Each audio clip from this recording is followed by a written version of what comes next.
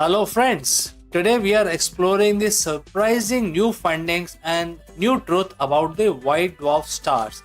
These dead stars were once thought to be completely sterile, but the new research suggests they could host surprisingly common, long lived habitable zones. Discover how planets could survive the star's red giant phase and find a new home in the faint glow of the white dwarf. So this video is going to be very interesting and don't go anywhere because we are going to explore this very idea. Let's go.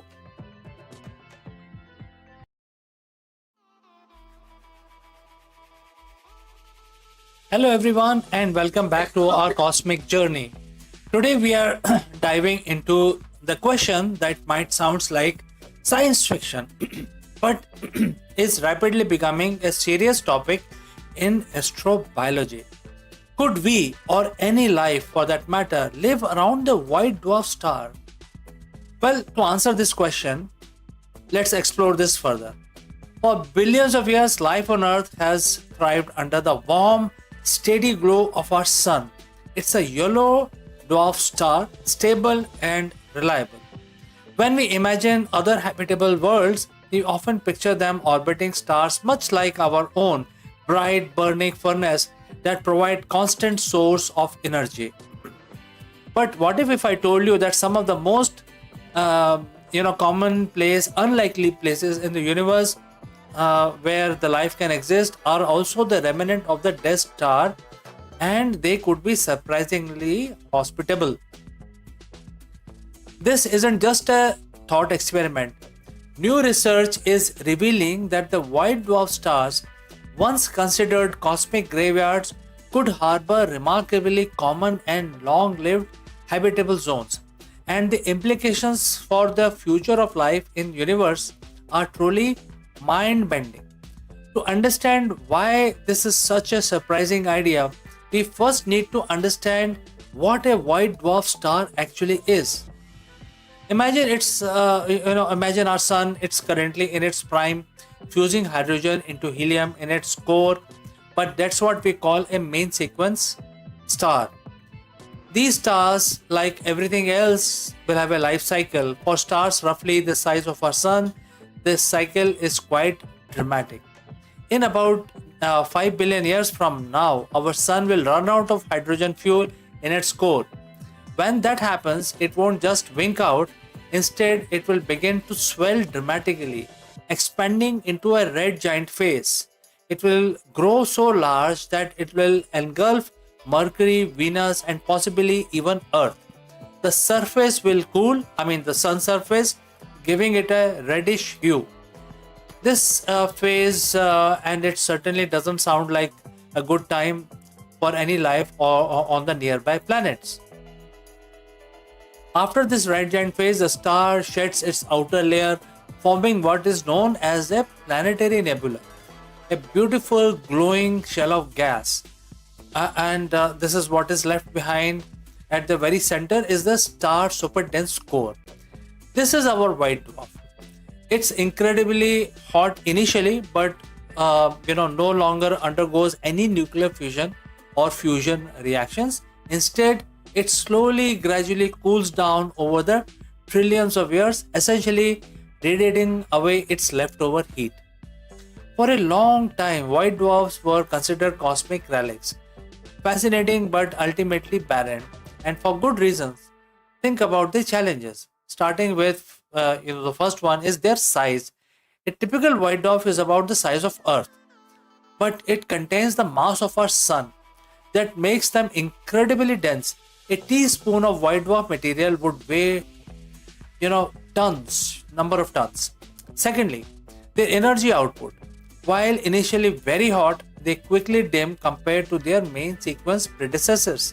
The habitable zone in this system around the star, where temperatures are just right for liquid water to exist on a planet's surface, around the white dwarf is much closer to the star. We're talking about distance similar to Mercury's orbit around Sun or even closer. Third challenge is the red giant phase. Any planet orbiting a star that swells into a red giant would likely to be roasted or even swallowed entirely. How could life survive such cataclysm? These factors made an idea of life around a white dwarf seems extremely remote. But science is all about challenging assumptions, and recent discoveries are forcing us to rethink everything. The first hurdle to overcome is that the destructive red giant phase. If the planet is to be habitable around a white dwarf, it has to get there somehow. There are a few scenarios researchers are now considering. One possibility is that the planet, especially the gas giant, could have been pushed further out by the expanding star's strong stellar winds, surviving the red giant phase in a much wider orbit over time. As a star contracts into a white dwarf, these planets might then migrate inwards or just find themselves in a new, closer habitable zone. Another, perhaps more likely scenario involves the formation of new planets or moons after the red giant phase. The planetary nebula that shed gas from the star contains a lot of material. It's plausible that the new smaller rocky bodies could collapse from this debris, eventually settling into orbits around the white dwarf. This is an exciting idea, suggesting a second generation of planets. And finally, the existing rocky planets might simply survive. While Earth might be engulfed by our Sun's red giant phase, planets orbiting slightly further out could endure this scorched, airless, zone or the time of the star. The question then becomes: can they regain habitability? So let's assume a planet is orbiting a white dwarf. What does its habitable zone looks like? It's definitely different from our own. Because the white dwarf are much fainter than our sun, their habitable zones are much closer to the star. We are talking about distances ranging from few hundred thousand to few million kilometers, far closer than the Mercury's orbit to our sun. But here is a kicker. While the initial light from the white dwarf might be very blue and energetic, over vast timescales the light emitted will become gentler. And crucially, these habitable zones can be incredibly stable for billions of years, maybe trillions of years. Remember, a white dwarf is just slowly cooling a body. It's not flaring or undergoing dramatic changes like young stars. This stability is a huge advantage for the development and evolution of life. Think about it. Our sun has about 5 billion years left on the main sequence. A white dwarf could provide a stable environment for life for 10 times that long or even more. That's an immense amount of time for complex life to emerge and evolve. Now, living so close to stellar remnant might sound dangerous. White dwarfs still emit significant amount of high energy radiation, particularly in X-rays and UV light, especially when they are young. This could strip away planet's atmosphere or be lethal to the nascent life. So how could a planet in the white dwarf habitable zone protect itself?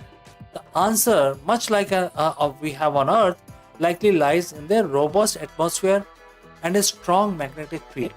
A thick atmosphere could absorb harmful radiation. Just as our atmosphere protects us, and a powerful magnetic field generated by the molten core would deflect the charged particles from coming from the white dwarf, preventing atmospheric erosion. Interestingly, for a planet to remain active and maintain a molten core for billions of years, it might need to be larger than Earth. A super Earth, a planet up to 10 times the mass of Earth, could retain its internal heat for much longer, ensuring a protective magnetic field for eons. And for the life might require more time to evolve. So this system will provide sort of a protection and also longevity. For life as we know it, liquid water is essential. So where would a water come in a white dwarf planetary system? The process of star becoming a red giant and then white dwarf is incredibly destructive. Any original water on the planets close in the orbit will likely be boiled away. This means that if the white dwarf planets are to be truly habitable, they probably need new supply of water. The good news is that the white dwarf systems are often surrounded by vast disks of rocky and icy debris, the shattered remnant of the asteroids, comet, and perhaps even planets that didn't survive the red giant phase. Did not remain intact. This debris can be seen as pollution around the white dwarf system, and clear sign that the systems are active and may have active environment.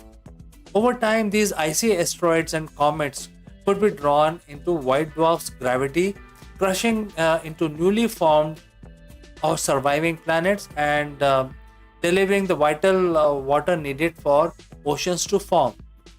This process, known as the late heavy bombardment or the secondary accretion, is thought to have brought much of the Earth's water to our planet billions of years ago. So the mechanism is very well understood.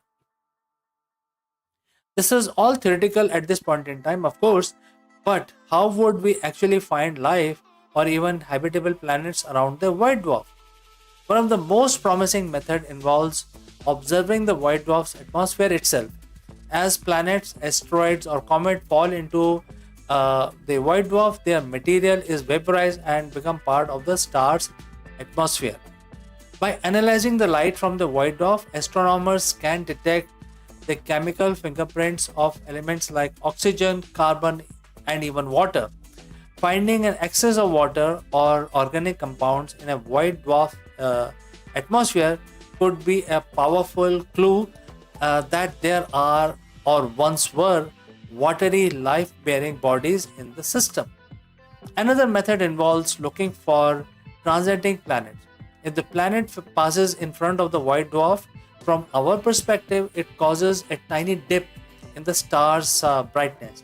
While the white dwarfs are small, and so there are habitable zones are also small, making such transit more likely to be observed.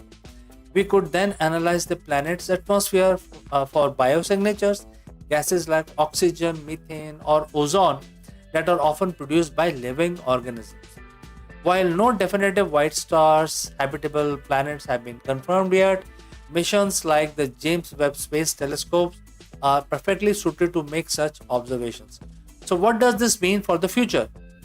If white dwarf habitable zones are indeed common and long lived, the implications are profound. First, it vastly expands the potential for life in the universe. White dwarfs are incredibly numerous. Over 97% of all the stars in our galaxy, including our sun, will eventually become a white dwarf. If even a small fraction of these can host uh, life or habitable planets, then the number of potential abode for life in the cosmos dramatically increases. Second, it offers a potential long term refuge for life. As our sun approaches its red giant phase, Earth will become uninhabitable. But perhaps trillions of years from now, our distant descendants, if we are still around, might find new home around the dim, stable glow of the white dwarf elsewhere in the galaxy. It's a tantalizing thought, a way for life to persist far beyond the lifespan of its original star. It also suggests that the end of the star's life isn't necessarily the end for its planetary system or any life it might harbor. Instead, it could be a transformation, a cosmic recycling process that creates new opportunities for life to emerge or to endure. Of course, it's not all smooth sailing. There are still significant challenges and many open questions, starting with tidal locking. Planets so close to their white dwarf stars would likely to be tidally locked, meaning one side always faces the star and other is in a perpetual darkness. This could lead to extreme temperature differences, requiring robust atmospheric circulation to distribute the heat around the planet. Next is the stellar flares, especially in the early white dwarfs. While this stable over long period, young white dwarf systems can still experience occasional flares which could be dangerous to life on the planets. Lastly, the asteroid impact. The debris that was left behind that provides water could also pose a significant hazard, especially for newly forming planets.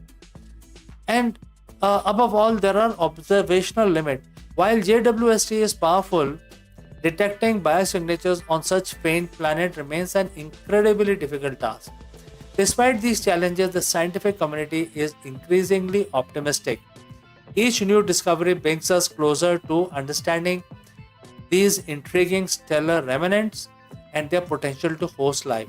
The notion that we could one day live around a white dwarf star truly pushes the boundary of our imagination. It forces us to reconsider our assumption about what makes a star habitable and where life can truly thrive. It's a testament to the incredible diversity and resilience of the universe. What once seems like a cold, dead end for stars and their systems now appears to be a potential cradle for new life, a beacon of hope in the distant cosmic future. As we continue to explore, observe, and theorize, the white dwarf habitable zone remains one of the most exciting frontiers in astrobiology. Perhaps one day, future generations will gaze upon a dim, Earth sized star in their sky, knowing that life, against all odds, have found a way to endure. So, friends, what do you think about this subject? Could life survive and thrive around a white dwarf? Let me know your thoughts in the comment section below. And don't forget to like this video, subscribe for more cosmic insight, and hit the notification bell so you don't miss out our next adventure. Thank you for joining on this incredible journey. Until next time, keep looking up.